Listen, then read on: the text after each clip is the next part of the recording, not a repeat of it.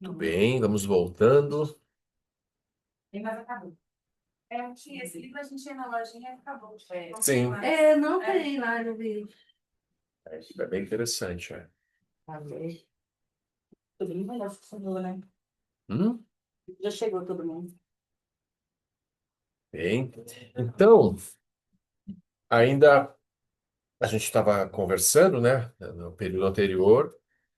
Eu falei um pouco sobre a atribuição do karma, né, ao fluxo mental de cada ser, né, que realiza aquela ação.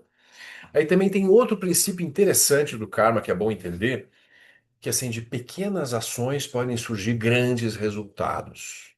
Que a gente às vezes imagina, não, uma coisinha pequena vai ter um resultado pequeno também. Mas não é verdade. É como assim num processo de uma avalanche, você empurra, né, uma pequena pedra e aquilo pode gerar uma consequência desastrosa lá embaixo, nas nossas vidas também. Às vezes uma pequena ação positiva vai gerar um grande resultado favorável para todos, sem que você soubesse até que estava fazendo aquilo. E às vezes uma pequena ação negativa também pode ter consequências desastrosas, né, para todo mundo. Então, a lição geral desse princípio é: a gente não tem muito como medir o tamanho das consequências das nossas ações. Então, o melhor é evitar, mesmo as menores ações negativas e confusas, tentar evitar. E as ações positivas, não perder a oportunidade, mesmo as menores ações. Então, por exemplo, quando os budistas, né, sei lá, evitam pisar numa formiga, né? Ou desviam de qualquer coisa assim no caminho. A gente está lá dirigindo, de repente tem um sapinho pulando, você para o carro. Né? A tentativa de preservar a vida, né? Evitar matar os seres desnecessariamente, já é uma boa ação, né? Que eles não sabem o que que aquilo vai produzir, né? Então, você veja, tem uma proporcionalidade que nem sempre é aquela óbvia que a gente imagina que seria. Então, por exemplo, às vezes uma ação verbal negativa, a gente ofende alguém. Você quer ver um filme que dá uma amostra disso, que até a gente usava no Dharma com pipoca, né, uns anos atrás? É um filme argentino que chama Relatos Selvagens. Vocês quem viu, né? Então, numa das cenas, são várias historinhas no filme. Numa das historinhas. Hã? O Darim trabalha também, uma das cenas. Acontece assim, dois caras no carro passam um pelo outro e aí se xingam e surge uma coisa assim, e aí depois a cena vai desdobrando as consequências. Então o cara que xingou, que né, ofendeu o primeiro, logo adiante, acho que o pneu fura o pneu, ele tem que parar o carro. E aí o que vem, que foi xingado, vê o carro parado, para junto. E aí se desenrola uma cena de nada assim terrível, né? Aquilo acaba em morte mesmo. Uma cena bem. Na verdade, é uma morte dos dois. Morte dos dois abraçados ainda, né? É Abraçado. uma coisa assim bem interessante. Eu usava esse filme justamente para ilustrar princípios do karma. Como às vezes pequenas ações que, mas isso não tem importância, só que ao longo do tempo manifesta né, uma consequência bem grave. Então a gente vai cuidar com isso, né? As pequenas ações positivas e negativas, né? É, um outro princípio também é o princípio da inevitabilidade. Se eu não fizer nada para purificar uma marca kármica ou para transformá-la, o resultado dela é inevitável. Ou seja, você plantou uma semente. Se as causas e condições adequadas para essa semente germinar não forem alteradas, ela vai germinar. Pode demorar uma vida, 100 vidas, 1000 vidas, mas aquela marca no fluxo mental fica guardada, esperando as condições, né, secundárias para ela eclodir. Então, isso é uma coisa também. O karma ele não é perdido ao longo do caminho, esquecido. Eu tenho que aplicar algum tipo de método para dissolvê-lo, para purificá-lo, para, né, liberá-lo. Então, senão ele fica guardado no próprio fluxo mental. De novo, nunca é uma força externa, uma punição, algum tipo de justiça cósmica, não tem nada disso. O próprio fluxo da pessoa vai construindo as experiências dela ao longo do caminho. Então, aquilo é um karma primário, ou seja, uma marca que surge de um certo tipo de ação que fica armazenado. Quando encontra as condições secundárias adequadas, faz com que aquilo brote. Os gatilhos necessários. As pessoas veem isso, né? Por exemplo, as pessoas que têm síndrome do pânico, por exemplo, que é muito comum hoje em dia, assim, né? Por algumas causas e condições, aquilo foi armazenado, e quando surgem os gatilhos necessários, né, a pessoa entra naquele estado de sofrimento, a partir, né, de uma condição específica. Então, vejam como isso acontece, né, com certa facilidade. Então, a gente vai tentar desmantelar justamente, né, a causa primária, que é a marca kármica, para que quando surgirem condições secundárias, que eu não tenho muito como evitar ao meu redor, eu não tenha mais aquela marca para ser disparada, tá? Então, esse é o mecanismo geral. Então, o karma, de novo, ele pode ser liberado, purificado, atravessado. Mas se eu não fizer nada a respeito, ele vai me aguardar, né? No momento perfeito, ele vai aparecer. Bom ou ruim? Bom ou ruim. Os méritos também. As marcas positivas, por exemplo, você fez uma ação positiva, se alegrou e assim por diante. Vamos dizer que mais adiante você se arrepende da ação positiva que você fez. Aquilo transforma aquela marca positiva e provavelmente você não vai colher mais um resultado positivo daquilo, porque é como se você mudou a tua estrutura do fluxo mental. Aquilo que foi feio, uma coisa boa, não é mais visto como bom. Então, por exemplo, a pessoa ajudou muito outra pessoa, presenteou, né, apoiou. Aí mais adiante gera uma briga, alguma confusão com aquela pessoa e se arrepende de tudo que fez de bom pelo outro. Isso é muito comum, né? E aí esse olhar negativo sobre o que foi feito de bom macula os resultados daquilo. Então, eu não vou colher consequências positivas daquilo.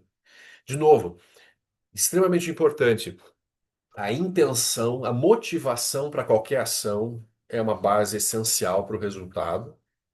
Então, por exemplo, se eu ajudo as pessoas apenas para obter benefícios pessoais para mim, aquilo não é uma motivação muito favorável, né? É como até se eu estivesse usando as pessoas para fazer algum tipo de caridade e obter alguma fama, algum reconhecimento, alguma coisa do gênero. Então, a motivação não é de ajudar os outros. Então, Então você aquilo pode se sentir bem com isso, né? Eu não vou pode. ficar. Eu fiz o bem, Uhum, fui generoso, e sim. eu não vou me mortificar por conta disso, né? Não é isso que você está falando. Não, não, com certeza. É bom você se alegrar e se regozijar quando você faz coisas boas para os outros. A questão é se a tua motivação é fazer só com a intenção de obter algum um resultado para você. É claro que você ajuda o outro e também se alegra. O exemplo que o Lama dá, assim, por exemplo, você vê uma criança, a criança vê um gatinho, ela leva um pirizinho com leite, aí vê o gatinho lambendo o leite e a criança fica toda faceira, né? Então, porque ela vê a alegria do outro ser e se alegra, né, com a própria ação que ela executou. Isso é bom, isso é favorável. Inclusive, por exemplo, há elogios e críticas. No budismo, assim, faz sentido elogiar as pessoas? Ou não, isso vai estimular apenas o orgulho, as identidades dos outros, né? Aí a gente vê os próprios mestres derramando elogios sobre outros mestres, falando coisas maravilhosas. Então, o elogio em si não é um problema. O problema é se a pessoa que é elogiada toma aquilo como então eu, isso, eu, aquilo, assim, né? De alguma forma se apropria de forma egóica. Mas se você faz uma coisa boa e alguém elogia, você fica feliz. Sim, realmente, aquilo foi bom, ajudou os outros e tá bom para todo mundo. Não tem que ser uma coisa também assim, tudo que eu fizer que ninguém saiba, porque pode gerar orgulho, alguma coisa do gênero. Não, não tem essa necessidade, né? A questão sempre é a motivação que está ali por trás, né? Coisa do elogio, né? Às vezes a gente começa algumas virtudes com a polidez. Você faz porque aquilo é correto de ser feito. Então, Hã? alguém te elogia porque você fez aquilo, uma boa ação. E você vai disciplinando e repetindo, repetindo até que aquele fique natural. Então, isso é muito bom. Sim. É o reforço positivo, é isso mesmo. Claro que, assim, quando a gente olha lá os 8 dharmas mundanos, elogio e crítica é um par, né, que sempre andam junto e que, em geral, afetam muito a mente das pessoas. As pessoas não gostam de ser criticadas e correm atrás de elogios, né? Então, assim, para se sentirem mais seguras, mais valorizadas, é uma questão mais egóica, né? Nesse sentido, são problemas. Se eu estou dependendo de elogios para me sentir bem, ou quando sou criticado, fico apavorado, ou gero raiva de quem me critica, alguma coisa assim. Então aí sim é um problema. Mas o elogio positivo e que gere, né, uma, isso, um incentivo e uma reação da pessoa, sim, então é uma boa coisa, está ajudando as pessoas, vou fazer mais ainda isso, né? De um modo bem livre, assim, leve, né? Aí tá tudo bem. Então, essa é a questão da motivação é essencial. Aí eu comentei também durante a execução do ato, né? Como você executa uma ação vai influenciar o resultado kármico. Ou seja, se você faz com muita intensidade, com muita certeza, muita convicção algo, aquilo tem um efeito no fluxo mental muito mais poderoso do que alguém que está fazendo, mas está na dúvida se deveria estar fazendo ou não, por exemplo. Isso acontece muito. Por exemplo, numa guerra, um soldado mata outro, mas não queria estar matando. Está matando porque é a condição do momento ali, está preso naquilo, né? Então isso atenua bastante, né, o impacto no próprio fluxo mental daquele karma específico. Então, como você executa, e aí também é bom saber, porque quando eu vou fazer coisas positivas e favoráveis para os outros, se eu tiver uma motivação elevada, né, alegre, positiva de ajudar, enquanto executo, também estou feliz, alegre, né, assim, motivado a manter aquilo funcionando. E aí, durante o final do ato e após o ato, eu olho para aquilo, né, completo, me alegro, me regozijo e ainda digo assim: farei de novo. Então, isso fortalece muito, né, a marca no fluxo mental. Então, por isso que quando as coisas, né, que a gente acabou caindo numa ação negativa, por exemplo, sei lá, discutiu com alguém e falou coisas que não deveria ter falado, né, assim, soltou, né, aquela metralhadora de palavras, não tem como puxar as palavras de volta. Mas você pode se arrepender, pode pedir desculpas, pode, né, de alguma forma minimizar, né, o efeito daquele tipo de situação, né? Então, essa ação, a tua posição depois do ato executado é bem importante. Bom, até no direito isso tem, né, atenuantes, né, no processo judiciário. Por exemplo, se a pessoa realmente no final ela demonstra, né, algum tipo de arrependimento e etc., aquilo costuma contar a favor dela, né, um certo tipo de crime. Muito bem. Então, esse é outro princípio. Aí, com essas visões gerais, a gente entra, vamos dizer, nas classes principais de karmas, né, que o budismo sempre elenca. Então, lembrando, eu tenho os karmas meritórios ou virtuosos das ações positivas, os karmas negativos das ações não virtuosas e os karmas neutros da concentração meditativa. Então, isso é o interessante. Por exemplo, a prática de shamatha, de estabilização do fluxo mental vai gerando um karma neutro, que não tende nem para o virtuoso nem para o negativo, mas que gera um certo tipo de posição mental que vai conduzir a renascimentos nos reinos da forma e da não forma.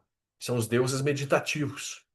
É um tipo de renascimento em que o ser não tem um corpo tão grosseiro como seres humanos e nasce em estados mentais estáveis, favoráveis, prazerosos, mas que são um estado particular. Não tem lucidez ali, não tem sabedoria, tem apenas estabilidade. A gente pratica um pouquinho de shamatha, né, de concentração, e já vê o benefício, né? Como é bom quando a gente consegue parar um pouco, respirar, relaxar, focar, estabilizar. A gente já sente benefícios assim, né? Só dar uma paradinha já é bom. Então, a gente imaginando você levar isso a um extremo em que o fluxo mental esteja completamente concentrado, sem pensamentos oscilantes, corpo totalmente relaxado, a energia equilibrada. Então, isso vai dando uma sensação prazerosa muito grande, de bem-estar. Então, surge um apego a essas condições de estabilidade, clareza e bem-estar, e isso impulsiona renascimentos nessas condições correspondentes a esse bem-estar que você encontrou. Então, ainda não é muito favorável porque é uma prisão também. Uma prisão agradável. Como se diz, uma prisão com grades de ouro, mas é uma prisão. Então, tem esse karma neutro, né, da concentração meditativa. E para nós, assim, de saída, é muito importante entender as classes de karmas negativos, né, que a gente deveria evitar. Então, as ações não virtuosas geralmente são descritas em três grupos: de corpo, de fala e de mente. As ações de corpo negativas são quais as principais? Então, o primeiro é o matar. Em geral, os seres não querem morrer, né? Os seres lutam para sobreviver, eles têm apego à vida. Então, quando eu mato algum ser, seja qual o motivo for, aquilo em geral o ser não passa bem com aquilo. Então, eu matar, eu tirar a vida, acaba gerando consequências proporcionais à minha ação. Então, perda de longevidade, perda de vida e renascimentos desfavoráveis a partir dessa condição, em que eu vou encontrar o matar e a morte de modo mais rápido, mais direto, né? Se eu familiarizo a minha mente com o matar, o matar, o matar, o que que eu vou sonhar à noite? O que que eu vou encontrar quando eu morrer? Situações, né, de violência, de morte, né, de assassinato. Então, essa é a tendência, né? Não que seja, de novo, não é aquela regra assim 100%, né, que vai, depende de muitos fatores que influenciam, mas a tendência do ato de matar é encontrar consequências proporcionais ao ato de matar. Então, assim, por exemplo, a maturação completa do ato de matar é renascer numa condição de reino dos infernos, em que a pessoa nasce numa condição que ela já está lutando. Ela está matando e sendo morta o tempo todo. Aí eu posso ter uma consequência proporcional, que você diz assim. Eu tenho o resultado da maturação completa do ato, que é renascer num reino correspondente. Eu tenho o resultado proporcional, similar à causa, que é nascer numa condição em que eu não estou ainda na condição total lá no reino dos infernos, mas que eu encontro a morte ao meu redor com muita facilidade. A vida é curta, falta alimento, faltam condições, e a vida é difícil, né, de ser mantida. E existe também o resultado que se chama o resultado proliferativo do ambiente. Então, quando eu repito o ato de matar muitas vezes, eu acabo renascendo em ambientes em que as condições até do espaço geográfico são negativas, são difíceis, em que elas favorecem a morte e o morrer também. Sempre assim, a familiarização da mente com certo tipo de espaço de ambiente e de ação leva a mente a procurar aquele tipo de ambiente. Então, por exemplo, no centro de Dharma a gente sempre diz, é muito favorável você se familiarizar com a imagem do Buda, com os altares, com os símbolos do Dharma, por exemplo, as vestes monásticas, né, as almofadas de meditação, o som dos sinos, né? O praticante budista ouve um sino, já para, né? Tá lá na rua, ouviu um sininho, já para, né? De pé, já começa a meditar, né? Vai gerando, assim, condicionamentos positivos, né? A partir dos símbolos do Dharma. Então, isso é muito bom. Por quê? Porque a tendência é você reencontrar esses símbolos nos seus sonhos e procurar renascer em ambientes em que você recupere aquilo. Então, a familiarização da mente. Então, o ato de matar, em geral, ele é um dos piores atos a nível de corpo, porque ele gera muito sofrimento para quem foi morto e gera consequências muito graves para quem cometeu, né? Então, ele precisa ser evitado na medida do possível. E a gente tem esse dilema do ato de matar. Bom, matar seres humanos, em geral, a gente acha que não é muito adequado. É, claro que ao longo da história, mesmo em países budistas, havia pena de morte, por exemplo. Né? No Tibete havia pena de morte. No Japão, na China, né, nos vários países budistas, geralmente eles foram governados, né, por regimes autoritários, né, impérios, né, reinados. Democracia no Oriente é uma coisa muito recente, né, o conceito de democracia. Então, em geral, as leis eram bastante duras, né, e com isso havia punição pela morte. Mas para a visão budista, nunca é a melhor alternativa. Melhor tentar, hoje, talvez, a Janilda trouxe o exemplo de Angulimala, né, que matou centenas de pessoas e o Buda conseguiu recuperá-lo, né, antes de o rei executá-lo. O rei queria matá-lo, né? O Buda, não, deixa ele comigo praticando, vamos ver se ele consegue se, né, recuperar. Então, há uma tentativa de salvar a mente dos seres, mesmo que eles tenham cometido ações bem negativas. Então, matar seria o último recurso, assim. Então, a gente vai evitar. Isso com os seres humanos. E aí, com os animais, também a gente vai evitar matar, né? Em circunstâncias no dia a dia ou na alimentação. Esse é um debate contínuo, né, na história budista. Pode ou não pode comer carne? Então, assim, o Buda não disse pode ou não pode. O Buda diz assim: tudo que você fizer tem consequências. Então, né, se, por exemplo, para comer você depende muito de matar os animais, vai ter consequências. Por exemplo, quais são as consequências óbvias no nosso mundo hoje do consumo em grande quantidade de carne? A questão, né, poluição e destruição de florestas para pastos, por exemplo, né, que acabam gerando, Sim. né, o aquecimento e diminuição das águas potáveis, poluição generalizada, o uso da. Oi? E na saúde isso é muito debatido, né? Mas a OMS coloca, né, os alimentos assim mais considerados, né, desfavoráveis para a saúde humana, todos os embutidos, né, de carne, hambúrguer, salsichas, etc. E vem indo. Então, os produtos de carne estão na lista dos 10 piores, né? Claro. Até o sofrimento do animal não é suficiente, Sim. né? Para a gente não comer, a gente tem que fazer outras coisas ainda. É que realmente o ser humano, na sua tentativa de sobreviver a qualquer custo, né? Ao longo da história, ele fez o que era necessário para sobreviver. Então ele matou outras espécies, né? Tem esse livro Sapiens, né, desse historiador, né, Yuval. E ele vai mostrando um pouco por onde o Homo sapiens passou, ele foi eliminando os perigos, né, à existência dele. Então, a megafauna, né, os animais grandes, perigosos, foram sendo reduzidos ou extintos. As outras espécies de humanas, né, de hominídeos, os neandertais, e tinha 5 ou 6, né, que coexistiram, né, e o sapiens foi, né, assim, predominando. Então a gente carrega muito essa questão, né, de fazer o que é bom para nós. Só que às vezes o que é bom para nós tem uma visão de curto prazo, né? Então a médio e longo prazo pode ter consequências desastrosas, né? A extinção das espécies, por exemplo, promove, né, aquele desequilíbrio na cadeia toda do ecossistema e aquilo você não sabe o que vai acontecer, né? A gente vê esses experimentos quando você introduz uma espécie nova no ambiente desconhecido para aquela espécie, os desastres que ocorrem. Por exemplo, o javali no sul. A introdução do javali no Brasil, né, sem predador natural, é um desastre. Ou na Austrália, tem vários casos, né, as lebres e assim por diante, né? Então a gente vai vendo que o comportamento humano impactando no reino animal, ele gera uma série de complicações, né? Aí, a maioria dos grupos budistas, assim, sugerem evitar o consumo de carne, sim. É raro o grupo assim que justifique. No budismo tibetano você vai encontrar um pouco, sim, de mestres que acham normal assim o consumo de carne. O budismo Theravada em geral eles aceitam o que cai, né, na tigela deles, assim o próprio Buda, né?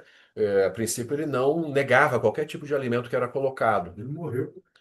Exatamente. Tem um sutra que diz que era uma carne de porco, né? Mas que a oferenda tinha sido feita com muita boa motivação.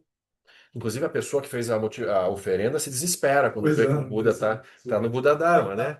Era Se não me o... engano, tem uma distância também dos sutras sobre qual tipo de alimento poderia ser aceito. Se fosse por matar para o seu consumo, você Exatamente. pode falar não.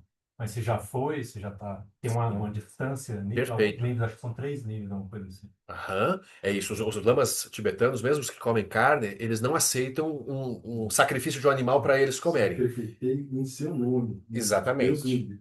Mas se já estava morto, né, já ia ser consumido de qualquer forma. Alguns até dizem assim: se você for um grande praticante, você gera uma conexão, inclusive, com o ser que foi morto, sacrificado, e dedica, né, aquele corpo que ele está oferecendo para um bom renascimento dele, para que ele tenha sabedoria. Mas não é muita gente que talvez tenha uma prática, né, avançada o suficiente para fazer algo assim, né? Aí tem um livro que chama O Alimento dos Bodhisattvas, da editora Makara, do Shagdugompa, que é um livro de um grande yogi tibetano, Shabkar. Ele era um grande defensor do vegetarianismo no Tibete, e ele escreve um pouco isso, né? Poxa, os Bodhisattvas fazem o voto de salvar todos os seres. Então não faz muito sentido, né, eles comerem o corpo dos próprios seres que eles prometeram salvar, né? Então é uma questão assim complexa. Porque, por outro lado, mesmo uma folha de alface para você comer, algum inseto não comeu aquilo para você poder comer. E geralmente ele foi afastado ou com venenos, né, morto, sacrificado com veneno, ou com métodos manuais mesmo, né? Então, assim. E você mata o próprio alface, né? Eu sei que não é assim, Ah, tá. tem essa questão. Sim, no budismo, os Mas vegetais. para mim é até estranho isso, sabe? Como um Aham. vegetal, como que a gente pode olhar uma árvore dessa cheia de Não, inteligência, é um ser vivo, não tem raízes e dúvida. tal, É que é diferente um não é ser consciente? vivo e um ser Consciente. senciente. É. Uma árvore não tem mente, A árvore não teria uma consciência assim, operando de individual, assim, tipo, mas eu. ela sente dor. Ela tem reações de autoproteção, com certeza, assim, né? Como um ser vivo. Veja, as rochas têm processos vivos também, que elas estão ali fazendo reações químicas, né? Então matar um Então, alface não gera carne. não é visto como matar, né? Na visão budista, não há entidade alface enquanto um ser, né, com consciência. Então, nem usaria essa palavra, né? Entende? A gente pode dizer assim, estou destruindo uma alface, por Aham. exemplo, mas não estou matando propriamente, né? Então o matar ele deveria ser evitado nesses vários níveis, mas sabendo que tem um limite para isso. Você está caminhando, a gente caminhou ali fora, pô, a gente esmagou um monte de seres, né? Não tem como. Teu corpo não é uma grande, né, um grande reservatório de bactérias e tem mais bactérias no corpo do que células humanas. Tem trilhões de bactérias, né? Inclusive que nos permitem estar vivos, né? Se não tivesse as bactérias, a gente não funciona, né? Nossa digestão, os intestinos não funcionam adequadamente. Não tem que tomar, hoje em dia, como a gente está nessa sociedade super asséptica, a pessoa tem que tomar probiótico, É. né? Que não tem mais é tanta coisa artificial que acaba matando, né, toda essa fauna e flora interna, né? Ambiente estéril. Ambiente estéril. Bactéria. Exatamente. Os alimentos são tão limpos que a gente não tem mais quase produção natural de B12, né? Que é a partir das bactérias que é produzida a B12, né? Então tem que comer produtos que estejam mais contaminados, como a carne, por exemplo, que tem mais bactérias, então produz mais B12. Então é uma complexidade. Não tem uma solução para essa questão, assim, uma coisa 100%, mas a gente evita ao máximo. Então, o ato de matar deveria ser evitado, ele não é bom para ninguém. Da mesma forma, o ato de roubar, tirar de outra pessoa, outro ser, aquilo que ela não quer oferecer, né? De forma violenta ou de forma, né, enganosa. Tem muitas formas de roubar. Não é apenas o roubo, né, a mão armada, tirar algo de alguém, mas a gente pode roubar o que mais dos outros? Sim. Tempo, energia, paciência, né? Não é? O ato de roubar, ele pode, né, tomar várias dimensões, assim. Você pode roubar a esperança dos outros, paz, não é? Então tem muitas formas de roubo, né? Mas claro, as mais grosseiras são essas, né? Tirar objetos dos outros, sendo que eles não ofereceram. Ou tirar a própria liberdade, por exemplo, escravizar pessoas, tirar a liberdade da pessoa, do próprio corpo, né? Então, muitas coisas para pensar também. E o roubar tem muitos desdobramentos sutis. Por exemplo, assim, o que é? Ah, mas assim, por exemplo, se eu evito algum imposto, alguma obrigação legal, isso é correto ou não é correto, No né? Brasil isso é complicado, né? Então, então a gente gosta de relativizar quando é favorável para nós, né? Aí, não, eu não faço um ajustezinho no imposto de renda lá, né? Joga um pouquinho mais de contribuição médica, não sei o quê, né?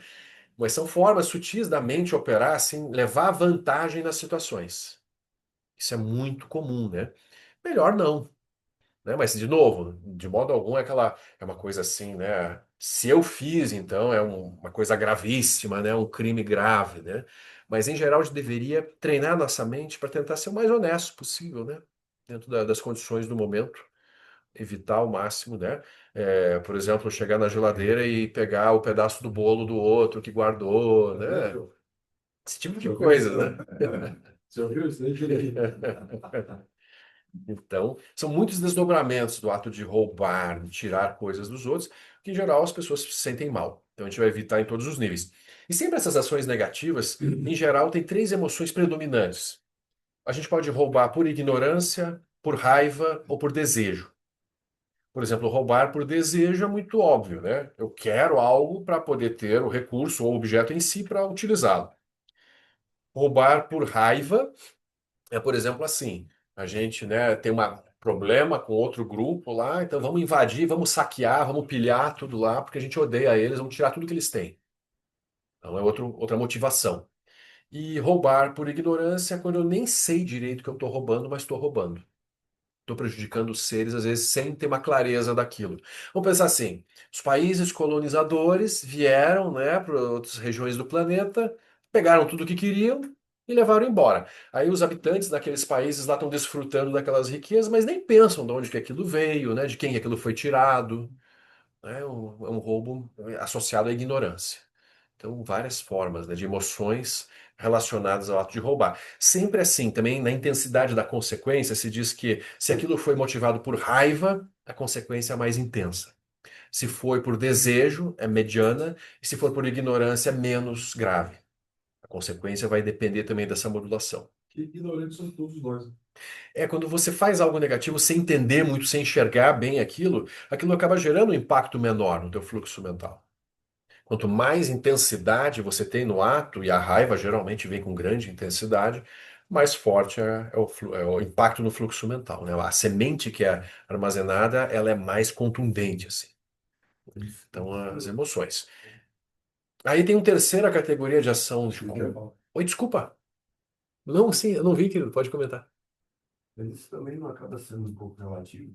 É relativo, sim. Porque, por exemplo, é, quando vamos dar um exemplo prático da vida. Se tem um potentado um político, por exemplo, que acaba tomando atitudes que prejudicam milhões, assim. No universo dele, na bolha dele ali, na sala dele com ar-condicionado e tal, é só uma caneta. Ele não tem a relação visceral com aquele sofrimento de outros seres. Sim. A gente vê isso, por exemplo, né, nessas guerras que estão acontecendo recente, quem está lá sofrendo é um impacto, é um jeito. Para quem está na mesa decidindo que eles vão morrer, é Uhum. diferente. Para eles acaba sendo mais um movimento burocrático, Sim. né? Tipo, então, teoricamente, eles seriam ignorantes, hum, não, eles não estão percebendo a dimensão do que eles estão fazendo, eles seriam menos culpados. Mas também não é assim. É. Porque Hum. é, a pessoa tenta se justificar. É, E pode ter as três emoções junto. Por exemplo, assim, tem uma ignorância, tem um desejo por obter alguma coisa daquele outro povo, e tem raiva ainda também, alguma questão ancestral, né, de luta e de briga entre aqueles povos, e tem realmente uma diferença a ser acertada. Pode ter as três emoções motivando aquele ato, né? quando você não tem contato com o que você está, digamos, tá Uhum, lidando, sabe? Se você não sente o calor da situação, se você não vive, uhum, por exemplo, você é uma pessoa que vai criar uma política pública para combater a fome. uhum, Beleza, você está fazendo uma coisa boa, sabe? Mas assim, se você não sentiu fome na vida mesmo, sabe? Você não uhum. passou por aquilo, Tem um sabe? distanciamento maior, né? É assim, acho que a vida ela é muito mais sentida do que pensada, assim, sabe? Uhum, Tipo, é preciso muito você viver a experiência para você certeza. compreender, porque acho que por isso que eu acho que o sofrimento ele é educativo, ele é necessário, Aham. porque E por isso que é relativo também. viver essas coisas, assim, até pelo fato de você renascer por consequência das coisas que você fez, por exemplo, se você for um abusador, você Uhum, só vai sentir mesmo quando você viver essa situação, você sentir a dimensão do uhum. que o outro sentiu, porque Sofrimento. até então você só imaginou, Uhum. você às vezes justificou na sua mente, Sim, você não sabe o que é aquilo. sim. Isso que é preciso de você viver, destrinchar Uhum. Se aquilo. aproximar da coisa real, né, como está acontecendo. É, Sim. E o sofrimento é educativo. O Shantideva fala claramente no Caminho do Bodhisattva que o sofrimento ele tem um lado bom, que é o lado justamente de nos tornar mais humildes, de nos fazer ver, né, assim, a fragilidade da vida humana, das dificuldades. Então, o sofrimento, ele nos coloca numa posição de olhar para o sofrimento dos outros. A pessoa que sofreu pouco, em geral, é difícil para ela olhar com clareza para o sofrimento dos outros. Você veja, o Buda, ele demorou 29 anos para ver o sofrimento dos outros. Quando ele sai do palácio e vê efetivamente, né, alguém doente, morrendo, envelhecendo, aí ele fica chocado com aquilo. Então, com certeza, quando a pessoa está, quanto mais distante ela tiver do problema, mais teórica é a fala dela. Por exemplo, quem não teve um filho vai falar sobre educação infantil. Pode falar, mas não tem experiência prática de ter cuidado de uma criança, né, de ter visto as dificuldades, né? Fica bem mais difícil. Então, nesse sentido, o karma, ele é modulado sim pela intensidade da posição da mente. Com certeza. Pode ser que um soldado que foi lá e realmente teve que matar alguém, que estava no calor do momento, cheio de raiva, ele acumule um karma mais intenso naquele ato de matar do que o general que mandou. Olha que coisa, né? Porque às vezes para o general é isso aí, é apenas um número. Não impactou muito no fluxo mental dele aquilo que foi feito. qual que é o mais grave? Então, em termos de condições, claro que você movimentar e fazer os outros gerarem isso é mais grave. Mas olha como o karma, ele não tem uma dimensão assim, moral no sentido do certo ou errado, como se a gente tivesse uma moralidade absoluta. Aquilo é uma marca que você carrega na tua mente. Por exemplo, se uma pessoa mata, e não tem menor noção de que aquilo é errado, o karma é menor daquela ação de matar do que outra que tem a noção de que é errado. Porque o impacto é assim, como que tua mente processa aquela informação. Olha que como é delicado. Então o budismo não propõe assim uma ética universal, o certo, o bem e o mal, o certo e o errado. É a operação da mente. E a mente funciona de modos muito tortuosos, Você inclusive. pode tentar mentir para si mesmo, né? Pode. Mas é muito mais difícil. Não é bom, não é adequado, né? Porque aquilo vai te. Uma hora vai furar essa tua tentativa, Sim. né? Por exemplo, um exemplo nesse sentido de como é relativo, tem aquele exemplo clássico, o Buda numa vida passada era um capitão de um barco, de um navio que ia levar Eu muitos bodhisattvas, né, de um lado do rio para o outro. Arhats, bodhisattvas, né, iam ser transportados. E aí embarca no navio, ele viu uma pessoa que era um ladrão que tinha intenção de matar todo mundo e roubar, né, todos os pertences daquele grupo. Aí o Buda, como capitão do navio, a decisão dele é qual? Ele mata o ladrão para proteger o ladrão do karma que ele ia acumular matando aqueles seres todos e para proteger os próprios seres também de morrerem naquela situação. Ele prefere pegar para ele o karma de matar aquele ser do que deixá-lo cometer aquela grave ação negativa. Mas olha como é delicado esse tipo de situação, que teria que ter uma motivação muito pura para fazer isso da forma correta. Senão a gente pode começar a justificar, né? Não, eu vou te proteger da tua negatividade, sabe? Eu te elimino e tô te protegendo de você mesmo. Não, você pode mentir pra você mesmo. Aí dizem que ele pagou porque ele foi para o inferno e até pediu uma bola aqui, cara. Exatamente. Como ele gerou um grande benefício salvando a vida daqueles seres, mas gerou também uma negatividade matando aquele ser específico, ele teve uma passagem rápida pelo reino dos infernos, correspondente, como se diz, ao tempo de uma bola de borracha quicar no chão e subir. Tá vendo? E depois teve um grande benefício. Então, as ações são muito mistas. Hã? Desculpa. Não, que eu falei que Então, tá vendo, Giovana? Eu falei, a minha não ia só quicar, não. Ia... Ia ficar um tempinho lá esquentando. só falar a bola de sinuca. Mas para ver como as ações são mistas, assim. Às vezes uma ação positiva, que a motivação é positiva, gera resultados confusos também. E vice-versa. Às vezes uma ação muito negativa acaba produzindo resultados positivos. Por exemplo, as guerras também promovem algumas melhorias na história da humanidade. Não promovem? Na medicina, no desenvolvimento de remédios. Então, é assim, não que justifique, mas só para ver como não tem essa luta do bem contra o mal. O que tem é causalidade operando. E às vezes uma coisa que é mal conduzida acaba gerando resultados bons também e vice-versa, né? Originação dependente. Quando você começa um movimento, você nunca sabe todos os desdobramentos que vão surgir a partir daquele movimento. Teoria do caos. É um pouco. Não é caos, porque tem regras causais operando, só que eu desconheço. Eu não tenho a capacidade de enxergar os desdobramentos. O Buda, ele vê, né? Tanto que o Buda fala assim: ó, no futuro você vai ser o Buda tal. Ele faz profecias. Pelo Massambaba também, né? Padmasambhava também. O período aí. Exatamente. Eles podem cometer ações, né, que são incompreensíveis naquela época, mas que ele vê os desdobramentos futuros favoráveis. Então, é algo que a gente, como não tem essa visão, vai simplificar.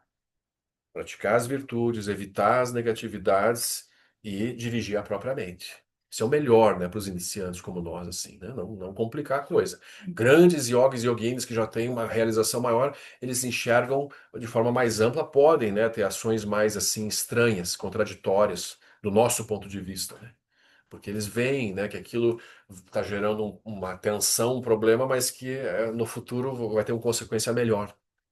É difícil de ver isso. Psicopata é tido como uma pessoa que tem dificuldade ou não sente empatia, compaixão pelo próximo. Sim. No contexto kármico, qual seria a gravidade dos atos praticados por Um um psicopata, psicopata? né? O simples fato de aquele ser já, né, já não ter empatia é uma marca kármica complexa, né? É. Ou seja, não valoriza a vida, né? Ou talvez valorize de alguns e não valorize de outros, né? Então, a ação dele vai ter consequências, sim, né? Porque ele está desprezando a vida. Mas mesmo que ele não tenha uma emoção correspondente, não tem raiva, não tem desejo, mas tem uma ignorância operando. Ele mata porque ele acha que matar tá bem. Né? Não tem um. Eu quero matar para obter alguma coisa do outro? Não. Eu quero matar porque eu tenho raiva do outro? Não. Eu simplesmente mato. Sei lá, a pessoa vê uma barata, corre ali, esmaga. Né? Não tem empatia nenhuma pela vida da barata, por exemplo. E aquilo tem consequências, mas também são menores do que se tivesse uma raiva intensa envolvida. Então não é também assim neutro. Tanto faz, como ele não tem emoção intensa, então não tem problema nenhum. Tem consequências para ele também. E que tipo, né, de mente que gera um renascimento, né, como psicopata? Aí a gente não sabe. São muitas causas e condições, né, concorrendo para gerar aquele tipo de mente, né, específica. Ou seja, os atos praticados pelo psicopata não tem um atenuante. Por ser psicopata, né? Não. Psicopata não. Vai ter consequências também, porque ele está matando por ignorância, no caso, né? Ele não vê que aquilo é errado, não tem sentido de certo ou errado. Ele mata. né? Vai ter consequência, mas não é tão forte como se ele tivesse mais consciência dos atos, né? O psicopata nasce psicopata ou ele se torna? Boa pergunta. O budismo não teria uma resposta específica para isso, assim, né? Em qual fase do desenvolvimento, ou seja, do feto, ou etc, né? Tem muitas teorias médicas, né, psiquiátricas para isso. E o budismo não tem uma resposta para essa questão, assim, não tem como fechar esse assunto. Mas não tem uma resposta 100%, né? Mesmo na psiquiatria. Hoje, na neurociência, o psicopata ele não tem conexões neurais que fazem e transmitem a mensagem de um determinado lugar do cérebro, eu acho que é para o lobo frontal. Sim. Ele não tem uma conexão. Por isso que ele não tem como ter empatia. Sim. Mas por que que ele não tem essa conexão, né? A pergunta é essa. Eu achei que ela falou assim, se nasce, nasce psicopata, Aham. psicopata ele se torna, ele nasce psicopata. Então, numa perspectiva, é como os autistas. Os autistas eles têm um modo de funcionar do cérebro que nasce com o cérebro de um determinado jeito. E o psicopata, ele não tem uma conexão neural. Mas, de qualquer forma, as razões ou as causas é fruto de causa e consequência da vida. Exatamente, é. Anteriores, Não né? importa se ele nasceu ou se ele se tornou, mas se ele se manifesta por causa de Desse jeito. Teve causas e condições que a gente não sabe exatamente quais são que produziram aquele resultado, né? Seja naquele nascimento ou ao longo da vida, algum tipo de trauma ou consequência, né, que gere um tipo de mente. Não estou dizendo o caso do psicopata, mas às vezes muitas pessoas desenvolvem, né, questões psiquiátricas ao longo da vida, né? Elas tinham talvez a semente lá, os famosos surtos, né, que a pessoa perde completamente um certo tipo de funcionamento mental e entra em outro. Que é bastante chocante, né? Quando a gente vê uma pessoa que a vida inteira tinha um certo tipo de comportamento, de repente, por causas e condições, a pessoa tem uma quebra, um crack, um surto. E não volta. Nunca mais volta ao padrão de comportamento anterior, né? Então a mente é isso, tem muitas marcas esperando, né, para serem acionadas. É um pouco assustador, né? É verdade, porque a gente sempre diz assim, acontece, por exemplo, em retiro de meditação, às vezes as pessoas terem dificuldades mentais graves. Isso acontece, né? Os questionários, né? Sobre as condições, se Sim, estão tomando medicamentos, se tem sim, algum acompanhamento. mas é interessante, porque a gente já teve experiências no próprio cérebro de pessoas que não tinham histórico nenhum prévio, nem davam sinais de terem qualquer núcleo psiquiátrico assim guardado, e no retiro aquilo aflorou. Então, assim, nosso inconsciente, ele guarda, nossa laia virginana guarda marcas incontáveis. Dependendo das causas e condições, podem aflorar coisas. Eu acho que qualquer pessoa pressionada o suficiente, ela pode quebrar. Só tem que ver aonde cada um vai estourar, né? Qual área da vida que, pô, quando pressionada, pode disparar, né? Então, assim. Mas só que a condição psiquiátrica também é permanente. Não é, então agora a pessoa manifestou esse tipo de fenômeno, né, de sofrimento e não sai mais disso. Não, ela não é isso. É uma condição que pode ser que naquela vida, naquele corpo, ela realmente não mude. Não supere naquela vida. Mas ela morre, vai seguir, vai ter outras vidas. Então a pessoa é uma pessoa, um psicopata, vamos dizer, serial, no sentido de ter muitas vidas, psicopata? Não necessariamente. Não necessariamente. Então, pode ser. Isso também no princípio do karma se fala que ó, tem uma tendência a repetir os padrões. Então, a pessoa às vezes passa 500 vidas renascendo do mesmo jeito. Porque a marca kármica que impulsionou aquele renascimento é tão forte que o ser morre e volta àquele mesmo padrão que tinha impulsionado aquele renascimento, ele se restabelece e impulsiona um renascimento similar por muitas vidas. E qual que é a forma, por exemplo, assim, de dar esse salto quântico? Que a gente fica pensando assim, em 500 vidas a gente fazendo a mesma coisa. Se a gente durante uma semana, um mês, assim, repete coisas que a gente não queria repetir, isso já é demasiado desanimador. Sim. Tipo assim, poxa, eu me propus a não fazer isso e tal. Aí já acaba que você vai e cai na mesma vala comum, não vai, faz de novo. Aí no outro dia você vai, não, hoje eu não consegui, não consegue. Aí, tipo, você fala assim, Salto quântico é tomar refúgio. esse negócio não tem solução, não. Aí você Você pensa assim, você falando, pô, 500 vidas repetindo o Sim. mesmo karma. Tipo assim, ou das duas, uma. Ou não tem solução, ou Uhum. se tem uma solução, Qual é, né? qual é?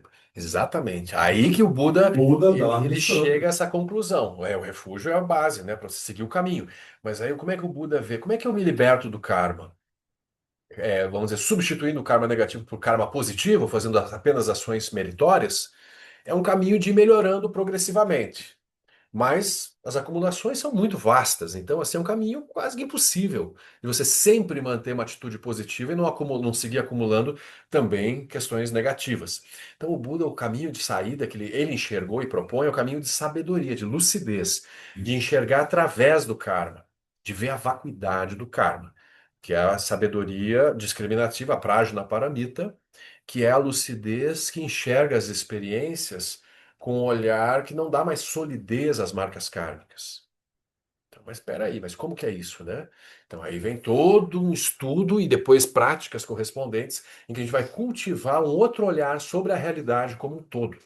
É uma mudança de perspectiva, em que eu olhando, por exemplo, buscando a base da minha identidade pessoal, da minha sensação de eu vou vendo que não há essa base por trás, né, da identidade pessoal. Eu vou realizando progressivamente a vacuidade do eu, da individualidade, e vou vendo que a mente, na verdade, é livre, não é de alguém, não tem gênero, não tem idade, não tem etnia, não tem nada. Tem uma mente operando livre por trás. Quanto mais eu realizar isso, mais eu vou me desidentificando das marcas kármicas. Então, o processo de liberação é um processo de ver que eu não sou aquilo. Ou seja, todas as ações que eu cometi que estão guardadas na meu fluxo mental, na medida em que eu vejo a vacuidade deles, ou seja, eu vejo que eles não são meus ou de alguém, são apenas marcas impessoais e não são de uma pessoa, eu vou me libertando da fixação àquelas marcas. Então, o caminho da vacuidade é o único caminho de liberação completo do karma. Esse é que a gente vai trabalhar assim intensamente no budismo. Por exemplo, nas práticas meditativas, né, sejam os zazen ou as meditações, né, de lucidez, como o Dzogchen, o Mahamudra propõe no budismo tibetano, a gente vai tentar repousar nessa natureza búdica que está além do karma, repousar na natureza primordial. Esse é o caminho mais rápido. Tem métodos causais também para minimizar o karma, purificar o karma e que vão ajudando, mas eles não resolvem totalmente. Assim, ainda vou ficar precisando chegar nessa lucidez fundamental. É o único caminho de liberação. E Agora, caso eu perguntar agora. Às vezes eu vejo aquelas pessoas que fazem aqueles montes de tatuagens, mas não é tatuagem normal, que transformam seus rostos em chifres, com assim, transformações muito grotescas. O uhum. que você pensa sobre isso? A liberdade da mente, ela pode modificar o corpo. Tem gente que coloca plástico no corpo em vários lugares, né? Assim, a mente humana ela tem a liberdade, muda a cor do cabelo, tira o cabelo, põe cabelo. São muitas coisas que a gente pode fazer com o corpo, né? E aí cada um tem suas motivações. Por exemplo, qual é a motivação de uma pessoa assim? É chocar? Ou realmente ela acha legal, acha bonito aquilo? Não sei, eu teria que entrevistar um por um, não é? Isso não é visto pelo budismo como bom ou ruim inerentemente, por exemplo, né? Mudar o corpo. Pode mudar, o corpo é apenas uma originação dependente e a gente já está fazendo isso o tempo todo. Né? A gente corta o cabelo de um jeito, faz barba, não faz barba, né? Come isso, come aquilo, a gente está o tempo todo moldando o corpo, né? Esse corpo é um fenômeno complexíssimo e não teria o jeito certo ou errado, né? Por exemplo, tem monges tailandeses que fazem muitas tatuagens, né? Eles têm o hábito de tatuar até na cabeça, né? Assim, mantras, inscrições. E outros grupos budistas já evitam a tatuagem. Então, tem certo, tem errado. O Shagdu Rinpoche ele não recomendava a tatuagem, por exemplo, né? Porque ele dizia assim, poxa, o corpo é tão impermanente, aí você vai tentar eternizar alguma coisa assim no teu corpo, né? Ele olhava um pouco assim. Mas não, também não é errado. Tudo depende. Mas tem essa sugestão geral de não tatuar, por exemplo, símbolos do Dharma ou mantras, né? De preferência não tatuar. Porque, em geral, a gente não usa o corpo só para ações virtuosas, né? A gente usa o corpo para coisas variadas, assim, né? Nossa, vai chegar no seu no corpo. corpo para outras coisas, Aham. dava uma ajudada. É que daí você coloca os símbolos do Dharma, por exemplo, no corpo, né? E aí, assim, você não está o tempo todo focado no Dharma, né? Então, assim, você vai atrelando, às vezes, os símbolos do Dharma com atividades comuns do mundo, né? Vai tirando um pouco da força deles, né? A tatuagem, uma tatuagem, né, fixada na pele, ela está ensinando exatamente o que o Dharma não está. O Dharma está ensinando o contrário, né? O Dharma está ensinando permanência. Permanência, né? Pois é uma tentativa. Hã? Claro. Se você tatua e também uma trela permanente, Aham. De novo, não é inerentemente bom e nem inerentemente ruim. Tanto que eu falei que no próprio budismo vai ter alguns que tatuam e outros que não tatuam. Então é uma questão relativa. Agora, em geral, os símbolos do Dharma, especialmente, por exemplo, a gente não vai fazer chinelos ali com o símbolo do Dharma, de pisar em cima. Tenha esse cuidado com os símbolos de colocar como elevados, como altar. Não é que intrinsecamente, por exemplo, a estátua do Buda tem algum valor intrínseco. Não tem valor nenhum, um pedaço de madeira, gesso, seja lá o que for. Mas, para mim, no meu fluxo mental, o impacto que aquilo gera. Por exemplo, se eu coloco a estátua do Buda, sei lá, junto com o Playmobil ali, de qualquer jeito, não tem grande importância ou impacto para mim. Então não vai, né? Ah, Sim. Porque é até interessante às vezes, né? Porque às vezes o Buda está lá sereno e pacífico, as pessoas olham e talvez guardem uma imagem do Buda e aquilo pode até gerar benefícios, né? Para essa imagem serena, etc. Mas o ponto só é tecer estratégias em que eu não tire o poder dos símbolos de me inspirar positivamente, né? Essa é uma ideia. sim. Mas é um respeito não porque aquilo é sagrado, como algo realmente sagrado. É para mim o que aquilo me gera de conexão positiva. é o éter, o significado que você tem com, né, o Buda. É a construção de uma imagem positiva sobre aquele símbolo, né? Exato. Para que aquilo te ajude. Se você colocar aquele símbolo assim, né, numa vala comum com outros símbolos, ele perde o poder, né, de te influenciar positivamente. Então é um pouco isso. Mas de modo algum tem uma crítica assim, né? Não, isso é um pecado, é errado, né? Não, aquilo você vai gerando, né, questões, né, com aquele símbolo, né? Então, mas é relativo, não tem dúvida. Né? Como eu comentei, alguns vão achar interessante, outros não. E aquilo, antes de estudar filosofia budista, mais a sério, sempre que eu via a imagem de Buda, meu coração aquecia, né? E eu Aham, achava super estranho, inclusive em bar. Tava um bar na praia e tal, aí um espaço Buda e tal. Eu falei, eu quero ficar nesse bar aqui, aham. né? Te E aí inspirava, né? e eu não entendia o que que era essa conexão. Então eu entendo exatamente, é o éter. Tá ali, você vê alguma coisa que é muito além a figura, né? Ele desperta em você algo, né? Porque é um rosto pacífico e sorridente, uma posição de corpo estável, né? Equilibrada. Então tem uma transmissão pela própria forma da estátua. Uau! Uma posição agradável, favorável, né? Dá uma sensação. E eu nunca gostava daquele do gordinho, sabe? Era Aham. sempre um Buda Olha aí. magrinho, assim, sabe? Problema, né? Gordofobia não. Fazer com ele bem distante, cara. A pessoa tem gordofobia até no budismo, né? Então, mas assim, então a gente vê como o karma é complexo, porque isso ele envolve, né, assim, nuances do funcionamento da mente, não é uma coisa assim, é isso ou é aquilo, né? Depende de tudo que a gente está falando, né? Vários fatores. Aí então, matar, roubar, aí só para concluir, o sexo impróprio, que também é um tema super debatido. O que que é sexo impróprio O que seria o na sexo visão próprio? budista? É outra questão também. Mas primeiro, assim, tem as coisas óbvias. Qualquer atividade sexual que não tem consentimento da outra parte, né? Ou seja, tem uma violência, ou com seres que não têm condição de saber o que está acontecendo, né? Pessoas incapazes, crianças, pessoas em estados alterados ou por álcool, por drogas e assim por diante. E mesmo dentro de um consentimento, aí também vem algumas sugestões, assim, né? De, por exemplo, pô, veja, o sexo, como é que ele impacta, né, no fluxo mental dos seres? Se ele gerar uma obsessão pelo sexo, por exemplo, é algo bom para aquele ser? Em que ela não está bem se ela não consegue, com uma frequência X, uma certa atividade sexual. Ela está sofrendo por causa daquilo, ela está perturbada? Aí é um problema. Aí o sexo se torna impróprio, que está gerando sofrimento. Ou, por exemplo, a pessoa faz um voto, né? Algumas ordens monásticas têm o voto de celibato total, né? Nem todas. E aí aquele ser não consegue sustentar o voto pelo desejo sexual. Aí aquilo gera um super dilema para ele. Mas eu não deveria fazer, mas eu quero fazer, acabo fazendo, quebro o meu voto. E aí, como é que fica? Eu conto ou não conto que quebrei o voto? Então, aquilo pode gerar, né, um super sofrimento. E mesmo dentro de um, sei lá, um casal normal, às vezes um quer, o outro não quer. E como é que gerencia isso, né? Tá ok a pessoa se submeter à atividade sexual só para agradar o outro, mas não tá querendo. Não veja como é complexo, né?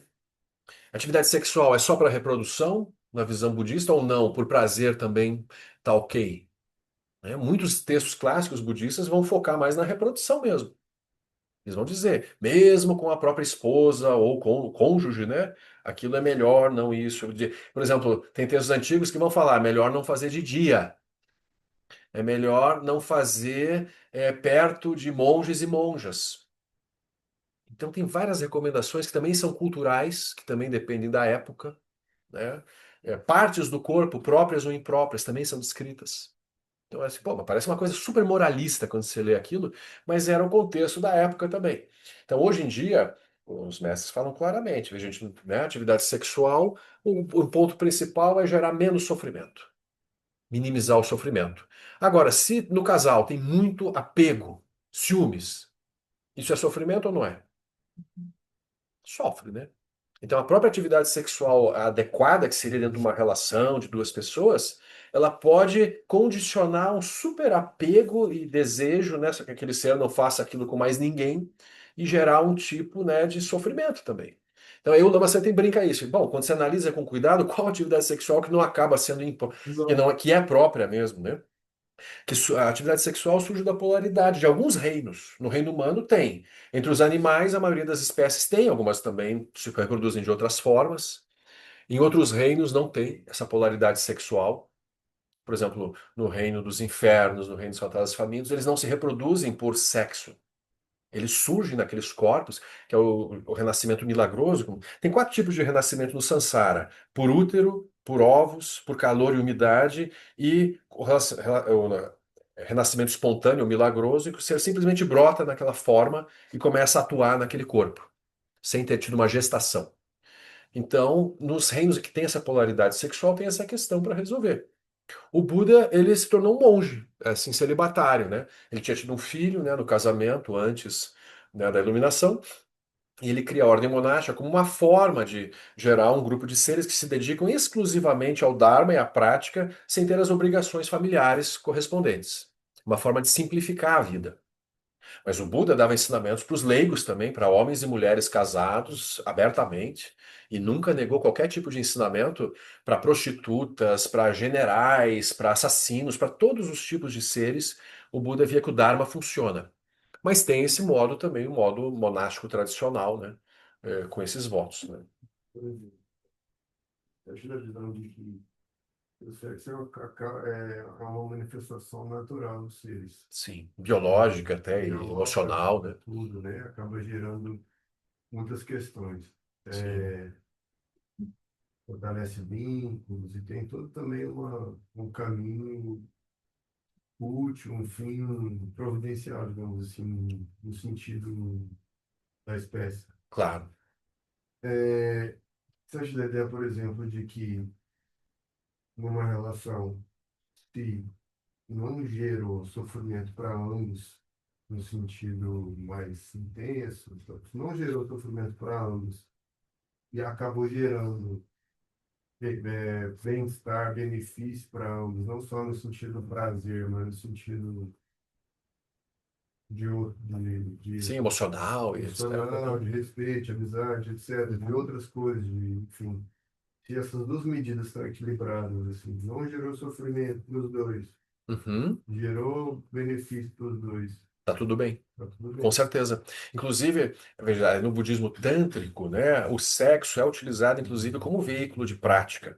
Porque como a energia sexual, a atividade sexual é algo que polariza tanto a mente dos seres humanos em geral, é raro pessoas que não têm uma intensidade assim, um interesse forte por isso. Tem também, mas é mais raro. Então, se a gente não trabalhar por dentro da atividade e se libertar por dentro, se tentar se afastar apenas pela disciplina, aquilo não resolve. Tem uma historinha para ilustrar isso, né? Que tinha um monge que era super hábil na capacidade de olhar para o corpo feminino, no caso era um monge homem, né? Olhar para o corpo feminino e ver apenas, né? pele, ossos, sangue, pus. Ele olhava assim, com esse olho decompondo as partes, para não ter desejo pelo corpo feminino. E ele era muito hábil nisso, então ele nunca se perdia. Mas aí Manjushri, o Bodhisattva da sabedoria, se manifesta para ele, aparece para ele como uma deusa celestial, muito mais bela e maravilhosa que qualquer mulher humana.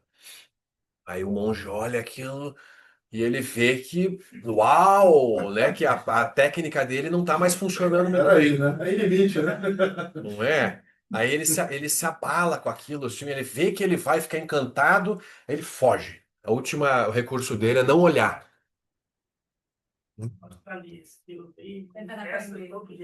Ó, aí ele foge, né, para evitar aquela experiência. Aí ele chega num outro lugar, tá lá Manjushri no formato da deusa esperando ele. Para onde ele vai? Aí ele desespera, ele resolve se matar. Então, já que não tem, não dou conta, é melhor acabar com essa vida.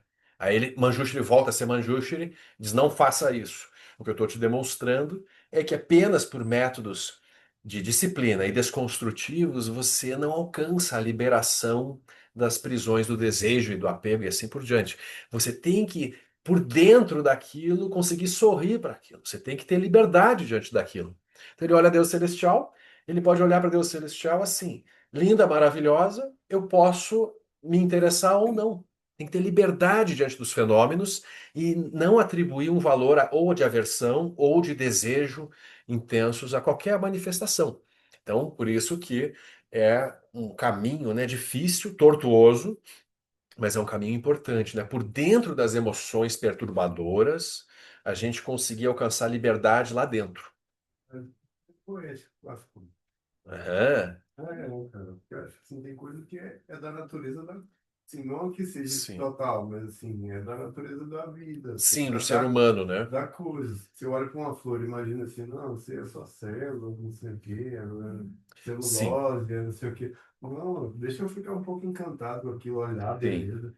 Eu acho assim, até nessa questão que a gente, desse tema da sexualidade, tem uma beleza se você olhar isso de forma. Acho que tem um bom olhar sobre Eu isso. acho que tem Sim, alguém com apaixonado certeza. aqui entre nós, né? Não, assim, com Eu acho. certeza. A ideia não é. Da beleza da vida, é isso? Sim. Veja, o budismo, ele nos propõe nos libertar da condição de samsara, ou seja, da mente que opera de modo cíclico, fixada, né, a existência enquanto uma entidade real e assim por diante. Mas o budismo, ele não quer destruir o mundo, com certeza. Acabar com as flores, acabar com a poesia, acabar com o amor, por exemplo. Não é a proposta budista. Mas é ter lucidez no meio das experiências. Então, a lucidez tem uma etapa de análise, assim, um pouco de tirar o valor intrínseco da experiência para você se desapegar. Mas ele reinsere a luminosidade depois da experiência como uma experiência possível. É o famoso é, não é, mas é. Quando você inicia no Dharma, né, as montanhas são montanhas, né, os rios são rios, tudo é muito sólido. É o samsara usual. Aí quando você começa a praticar e a analisar a impermanência, a vacuidade dos fenômenos, as montanhas deixam de ser montanhas, os rios deixam de ser rios, por exemplo. Você enxerga através deles. Mas aí depois vem uma etapa de tranquilidade em que as montanhas são meramente montanhas e os rios são meramente rios. Mas tem uma lucidez nessa visão final em que eu não me apego mais à montanha como montanha. Mas ainda assim eu experimento montanha. Então o mundo todo ele pode ser experimentado com alegria, com leveza, mas sem apego e fixação. Talvez seja a relação com a sexualidade, talvez. Com certeza, quem conseguir operar com apego, sem apego e sem fixação e atravessar aquela experiência, está livre daquilo. É uma experiência que não gera perturbação. Mas às vezes não gera para um lado, e se gerar para o outro? Não, por exemplo, geralmente sexo envolve duas pessoas, assim, se for, né? Ou mais, né? No mínimo, né? Às vezes também, claro, tem sexo individual também, né? Por exemplo, Sexualidade. oi? De uma vez. É, de um a N, né? Um a N, assim, né? Mas o ponto é que às vezes alguém, numa relação, por exemplo, uma das partes tem mais lucidez e não se abala e não se afeta, mas a outra parte se abala e se afeta. Então, como é que o Bodhisattva age, né? O Bodhisattva, ele não age só pela mente dele, ele também tenta proteger os outros seres ao redor através das ações dele. Então, porque você tem lucidez não quer dizer que o outro tem. Mas é aquilo que a gente falou, por exemplo, uma pessoa que experimentou fome vai ter mais compreensão do que é ajudar os outros a combater a fome. Sim. Tipo assim, acho que para você ter uma relação equilibrada sexual, por exemplo, você tem que conhecer as experiências, os nuances, o que fez mal, o que fez bem, saber as Uhum. coisas, para você ter bagagem, você ter Sim. um cabedal de Experiências mesmo, né? experiência para você iluminar isso, Com porque certeza. senão fica uma coisa muito. Mas é possível, veja, alcançar a liberação de alguma coisa mesmo sem praticar aquilo. Por exemplo, como é que o Dalai Lama lidou com a questão sexual? Ele que é um monge que nunca teve relações. Então é possível, sem você ter que fazer a coisa, você olhar e se libertar também da prisão daquilo. Mas não que ele veja aquilo como negativo, tanto que tem yogis e yoginis que são casados, têm filhos, e tá tudo, o modelo tibetano tem os vários modelos inseridos assim, né? Você vai ter os yogis das cavernas, que às vezes têm relações esporádicas com pessoas. Você vai ter os pais e mães de família, que têm realmente uma estrutura tradicional, assim, né? Você vai ter monges e monjas que não têm relações. E você vai ter vários modelos. Na sociedade tibetana tinha uma esposa com dois maridos, ou o contrário. Então, aquilo é uma construção social e cultural. Não havia um único formato, né? Não tem nada de ruim ou bom. O ponto sempre é internamente como é que o ser está participando daquilo. Se vai causar sofrimento ou não. Primeiro, se ele mesmo tem liberdade ou não diante daquilo. E segundo, se os outros seres ao redor estão conseguindo lidar com aquilo ou não. Também é por isso que é delicado, né? Mas assim, o ponto central de evitar o sexo impróprio é eu ver aquilo está gerando impacto negativo imediato, melhor evitar, né? Especialmente na questão do consentimento ou não, que é óbvio, né? E de a gente assim também, enquanto seres, né, que têm sexualidade, a gente cuidar para aquilo não virar uma obsessão. Que é muito fácil, por exemplo, pessoas viciadas em pornografia, né? Que, nossa, tem assim aquilo, toma horas às vezes do dia da pessoa, né? Ela não consegue não fazer aquilo. É um vício tão forte quanto o álcool, o cigarro, as Nossa, nem drogas. fala isso. Muito. As pessoas fechadas nos seus mundos, interagindo menos socialmente, né?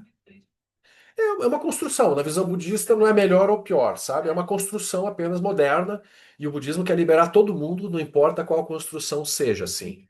Desde, por exemplo, o homem é dono da mulher, que é uma construção social antiga, que a gente está se libertando progressivamente disso, né? A questão do patriarcado. É uma construção. Gera alguns efeitos positivos e muitos negativos. Então, o budismo ele vem para nos libertar de todas as fixações, assim. Mas o Buda também, veja, na sociedade indiana antiga, ele não propunha uma revolução radical dos costumes. O Buda, ele interagiu com aquela sociedade e deu conselhos para as pessoas no contexto delas. Tanto que, por exemplo, assim, tem muitas falas do Buda que poderiam ser consideradas machistas na nossa visão atual, mas que eram a realidade da mulher indiana da época. Não tinha o que ele falar de diferente. Como é que ele ia dizer para uma mulher, abandona teu marido, vai para a caverna, alguma coisa assim? Aquilo não era possível, viável. A mulher ia ser executada, ia ser morta, né, se tentasse fazer algo assim. Mas ele criou a sanga de monjas. Ele olhou assim, ele relutou. Se vocês olharem nos sutras, né, o Buda demorou para aceitar a criação da sanga monástica feminina. Ele via o perigo que as mulheres corriam na sociedade. Como é que uma monja vai peregrinar sozinha no meio da floresta? Naquele tipo de sociedade em que o estupro era uma coisa quase que legalizada, assim. Né? Até hoje é. Até hoje na Índia é perigoso, né, a mulher andar meio sozinha, assim, em vários lugares, né? Então o Buda viu assim, puxa, perigoso, complicado. Ele criou mecanismos de controle. O monastério feminino, por exemplo, era mais próximo da cidade do que os masculinos, para ter uma condição de proteger melhor. Mas é isso, ele vai lidar com as realidades locais, né? Por exemplo, no Zen budismo, geralmente os monges e monjas não têm esse voto de celibato, não é? Então é uma outra construção que surge na China, no Japão, em função da realidade social local. Super válido, genuíno, né? Então, o Lama Santen brinca um pouco, né? Tem uma brincadeira, que né, tinha os mosteiros zen no começo, né? E aí começou a nascer muito filho sem pai ao redor, assim, no mosteiro, né? Muitas mães solteiras, né? Uau, né? Esses bebês, né? Espontâneos, assim, né? Então, é melhor deixar casar mesmo. Uma brincadeira, assim, né? Mas é isso. Vamos lá, né? A cultura da mendicância na Índia era super valorizada e aceita, né? Oferecer a pessoa não trabalhar, não produzir e receber dar doações só para praticar. Agora, na China, isso já não era bem visto. Um país que passou por muita fome. Então, quem não cultiva a terra e não produz alimento, quer ganhar alimento de graça, não é tão bem visto. Então, na China, os monastérios já começam, em geral, a ter produção agrícola, coisa que na Índia não existia. No Tibete não existiu também. No Tibete, os monastérios eram totalmente custeados pelo Estado, né, e por doadores particulares.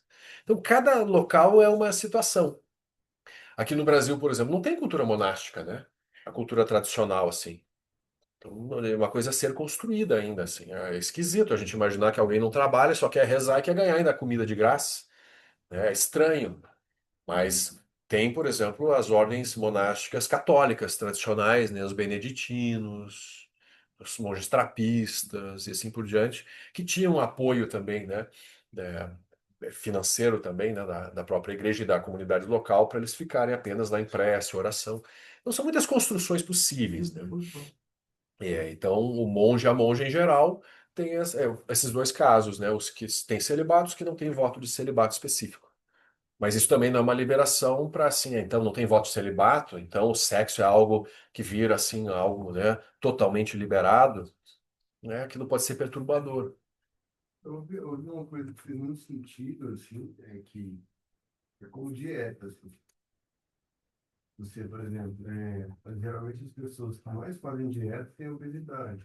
Aham. Então, elas se privam tanto e acaba dando um efeito. Uhum. A aversão não é a solução para o problema, né? Porque se você tem uma dieta equilibrada, aquilo funciona mais do que se você restringir e comer menos possível. Sim, Quando você volta exagerado e sim. tal.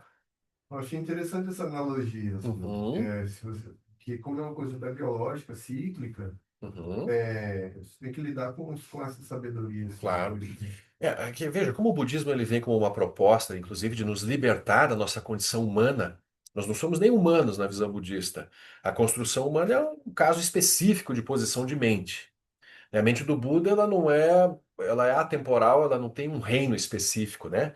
Então, nesse sentido, claro que a gente vai lidar com as condições humanas, respeitar e dançar no meio delas, mas não que a gente vá achando assim, né, que essa é a nossa condição natural e, portanto, tá ok, tudo é normal, né? A gente olha para isso, mas olha com um olhar assim também de, será que é possível se libertar até dessas questões e prisões, né? Em todos os sentidos, né? Tudo que tiver gerar apego ou aversão é problemático na visão budista, né? Porque não tem liberação ali. Então a gente vai tentar atravessar. Bom, a gente avançou um pouco no tempo. Então a gente vai, né, parar um pouquinho com esse tema, né, do karma, porque vocês viram que, né, dá pano para manga, não dá? Complexo, né? Que é interessante, a gente fica imaginando as nuances, mas e se isso, e se aquilo? Né? Porque está lidando com o relativo, né? O dia a dia. Então é infinito nessa discussão. Mas assim, pelo menos a gente viu os princípios gerais do karma, o que é, o que não é, e a gente viu que a liberação do karma vai ocorrer pela sabedoria e não por ações específicas. Então o tema da sabedoria, a gente vai trabalhar mais amanhã, né? O dia inteiro, né? O Sutra do Coração. E agora à tarde a gente vai trabalhar também as 6 paramitas, 6 perfeições, que são o modo de vida do Bodhisattva. Então, assim, para eu cultivar karmas positivos e evitar os karmas negativos também, eu vou praticar as 6 paramitas, como meu modo de me mover assim, né, no mundo e tentar construir realidades melhores para mim e para os outros e evitar as realidades negativas, né? Tá bem? Então, eu espero que tenha ajudado a questão do karma. Foi só uma introdução. É um tema complexo, tem livros específicos e tem vários comentários de muitos mestres e mestras, né, falando mais sobre isso. É bom que vocês sigam lendo, né? Mas é importante entender assim que o karma não é tudo do budismo, né? Não é determinista. O que acontece comigo não é só resultado karma, né? A causalidade está operando de um modo muito mais amplo também, além do karma. Então, essas ideias que eu queria passar, né? Então agora é meio-dia, quase meio-dia e meia, então a gente volta às 14h30, né? A gente tinha falado 14, mas vamos voltar às 14h30, né? Para dar 2 horas assim de intervalo de almoço, né? Algum aviso? A gente vai levar uma ação para almoçar na República da Saúde. Aí, quem quiser ir com a gente, o meu carro tem lugar. Olha, República da Saúde, hein? É bom. É um regime republicano e saudável. Muito bom, gente. Então a gente vai fazer uma dedicação de méritos, rapidinho. Que os méritos deste encontro se expandam e toquem a todos que o Mestre Universal da Paz e da Compaixão, Sua Santidade o Dalai Lama, juntamente com todos os mestres de todas as tradições que veiculam esta mensagem, tenham longa vida. Que todos estejam a salvo de gerar pensamentos negativos, o obstáculo mais destrutivo. Que estes pensamentos nunca surjam em nossa mente. E que todos os seres também estejam livres de pensamentos negativos. Ken lo cho song ring lo che zam ling sa song cha par dro jo chok song nan wa dam le dra do song ele show. Então, obrigado aí pela companhia, né? A gente estudar juntos o Dharma é uma maravilha, né? Muito bom, queridos. Então, 14h30 a gente retorna. Tchau, obrigada, Marcelo. Obrigado, Marcelita, William, Samira. Até depois. Obrigada. Até.